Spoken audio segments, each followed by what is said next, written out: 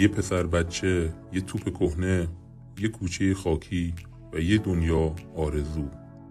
داستان از همینجا شروع شد. نه کفش درست حسابی داشت، نه لباس مارک.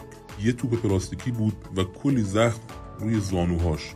توی دلش انگار یه آتیش روشن بود. یه آتیشی که دنیا هم نمیتونست خاموشش کنه.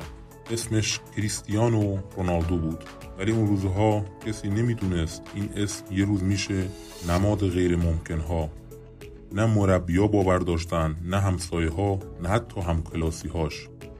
ولی یه نفر باور داشت، خودش. هر روز ساعتها تمرین، بدون وقفه.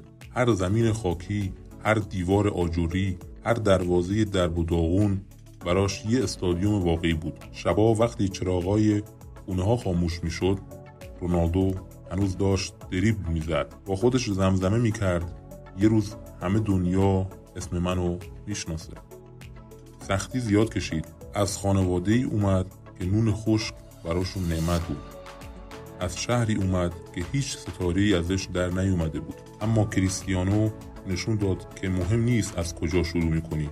مهم اینه که تا کجا حاضری بجنگی. سالها بعد جلوی چشمای میلیون‌ها نفر تو بزرگترین استادیوم‌های دنیا گل میزد و به آسمون اشاره میکرد. نه به این خاطر که خودشو دست بالا بگیره، بلکه به احترام همه اون روزهایی که هیچ کس باورش نداشت و خودش جنگید. و حالا نوبت توه. آره، خود تو. دلت یه رویا داره، نه؟ یه چیزی ته قلبت قلقلکت میده. یه چیزی که هر بار چشاتو میبندی جلوی چشمت میاد. پس نذار خواب بخوره. بلند شو، شروع کن. حتی اگه کوچیکه، حتی اگه بقیه مسخرت میکنن. و اگه حس کردی این داستان یه جایی ته دلتو لرزوند، لایک بزن که بدونم تو هم هنوز به رویاها ایمان داری. تو کامنت ها بنویس برام، منم مثل رونالدو ادامه میدم. و اگه دلت خواست همیشه کنار هم این مسیر رو بریم، سابسکرایب کن. اینجا قراره فقط با آدمای قصه بسازیم که رویاهاشون رو زنده نگه میدارن. منتظرت هستم، جایی که فقط شروع مهمه، نه مقصد.